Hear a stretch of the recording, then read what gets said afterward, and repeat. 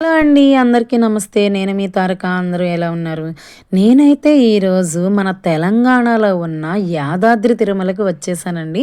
అది వేరే ఏదో కాదండి, స్వర్ణగిరి శ్రీ వెంకటేశ్వర స్వామి టెంపుల్. వైష్ణవ దేవాలయాలలో అతి గొప్పదైన దేవాలయం అండి. ఎవరైనా వెంకటేశ్వర స్వామి భక్తులు ఉన్నట్లయితే వాళ్ళకి స్వర్గాన్ని వెళ్ళి చూసొచ్చినట్లుగానే ఉంటుంది. ఈ దేవాలయానికి ఒక్కసారి మనం వెళ్ళి వచ్చినట్లయితే. ఇది మనకి మార్చి 6, 2024న ప్రారంభించడం జరిగిందండి. కానీ ఈ చాలా త్వరిత కాలంలోనే చాలామంది భక్తులు ఇక్కడికి రావడం అనేది జరుగుతుంది.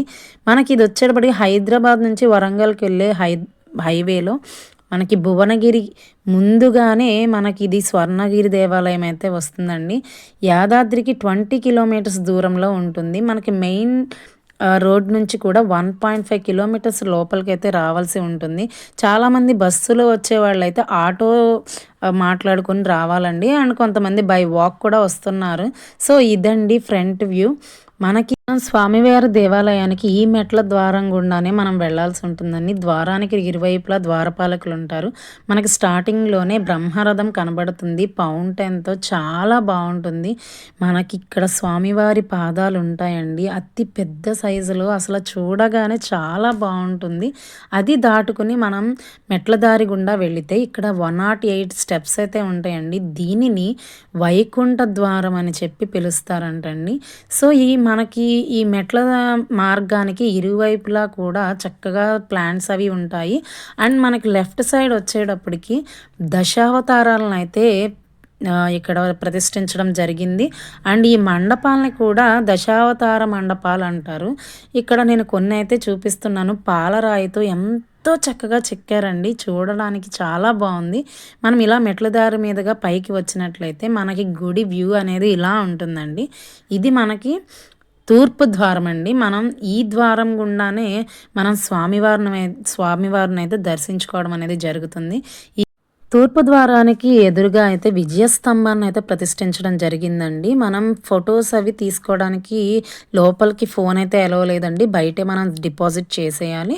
5 రూపీస్ ఛార్జ్ చేస్తారండి. మనకి ఎదురుగా కనబడేది గరుత్మంతుని మండపం. మనం గరుత్మంతుని ఎటువైపు నుంచి చూసినా ఒకలాగే దర్శనమిస్తారు. మనకి తూర్పు ద్వారానికి పక్కన విఘ్నేశ్వర ఆలయం ఉంటుందండి. ఆ విఘ్నేశ్వరుని దర్శించుకొని మనం ఉత్తర ద్వారం పక్కనున్న క్యూ లైన్లోనైతే మనం ప్రవేశించవలసి ఉంటుంది. మనం ఈ చుట్టుపక్కల చాలా మండపాలు చూస్తామండి. సో దీంట్లో మనకి ఆంజనేయ స్వామి మండపం 127 అడుగులు ఎత్తంటండి. దీనిలో ఉన్న మన ఆంజనేయ స్వామి 30 అడుగుల ఎత్తులో చాలా అందంగా కనబడతారు. ఈ ఆంజనేయ స్వామి కింద ఉన్న ఆ రథమాకారాన్ని హంపీలోని విజయ విఠల్ టెంపుల్లోని రథం ఆధారంగా అయితే చెక్కారు. ఇక్కడ మనకి జయగంట కనబడుతుందండి. ఇది మన ఇండియాలోనే సెకండ్ హైయెస్ట్ వెయిట్ ఉన్న గంట అండి. ఫస్ట్ ఇది వచ్చేటప్పటికి మనకి అయోధ్యలో కనబడుతుందండి, 2500 కేజీలు. అండ్ ఇది వచ్చేటప్పటికి 1700 కేజీలు అండి. దీన్ని ఒక్కసారి మనం మ్రోగించినట్లయితే మనకి 2 నిమిషాల పాటు ఆ ధ్వని వినబడుతూనే ఉంటుంది. ఇంకొక విశేషం ఏంటంటే ఇక్కడ ఆంజనేయ స్వామిని చెక్కడానికి 5 ఇయర్స్ అనేది అయితే పట్టిందంటండి. చాలా విశేషం కదా.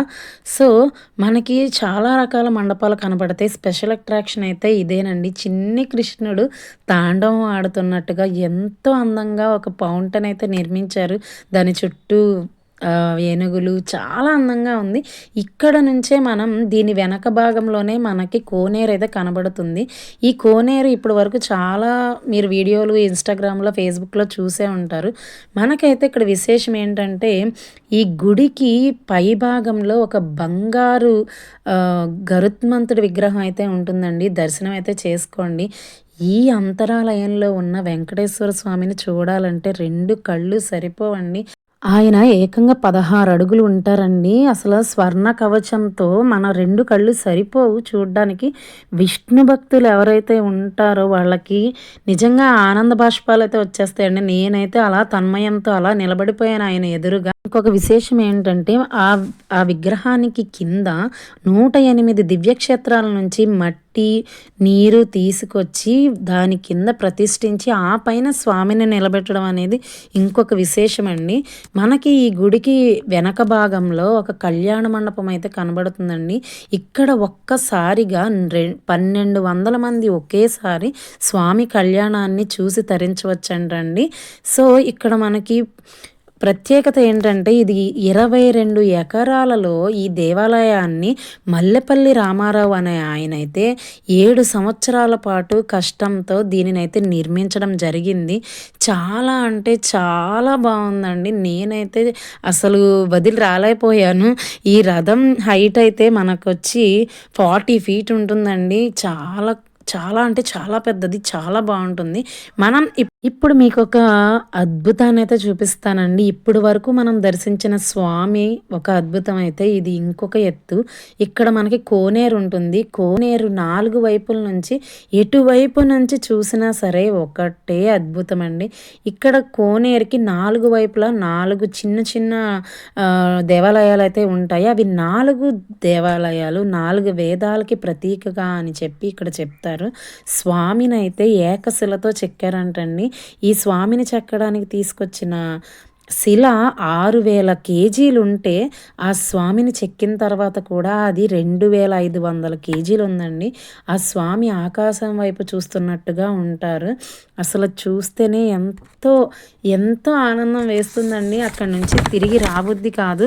నైట్ టైం అయితే ఇంకా వ్యూ చాలా బాగుంటుంది. బట్ లాంగ్ డిస్టెన్స్ నుంచి వచ్చే వాళ్ళకైతే కష్టమైపోతుంది. సో, ఇక్కడ నుంచి మనకి యాదాద్రి 20 కిలోమీటర్లు ఉంటుందండి. ఈ మధ్యలో యాదాద్రి వెళ్ళే దారిలో మనం సురేంద్రపురిని కూడా మనం వీక్షించవచ్చు. ఇక్కడికి వచ్చేవాళ్ళు ఎలా ప్లాన్ చేసుకోవచ్చు అంటే ఫస్ట్ యాదాద్రి టెంపుల్కి వెళ్ళి అక్కడి నుంచి సురేంద్రపురిని కూడా మనం దర్శించుకుని ఈవినింగ్ టైం అవుతుంది అనగా ఇక్కడికి వచ్చినట్లయితే ఆ నైట్ వ్యూ చూడడానికి చాలా అందంగా ఉంటుంది. మేము లాంగ్ డిస్టెన్స్లో రావడం వల్ల సో ఈవినింగ్ టైం అయితే మాకు కుదరలేదు. మేము మార్నింగ్ టైం వెళ్ళాము. పర్లేదండి. మార్నింగ్ టైం అయినా సరే ఈ అద్భుతాన్ని చూడడానికి చాలా అంటే చాలా బాగుంది.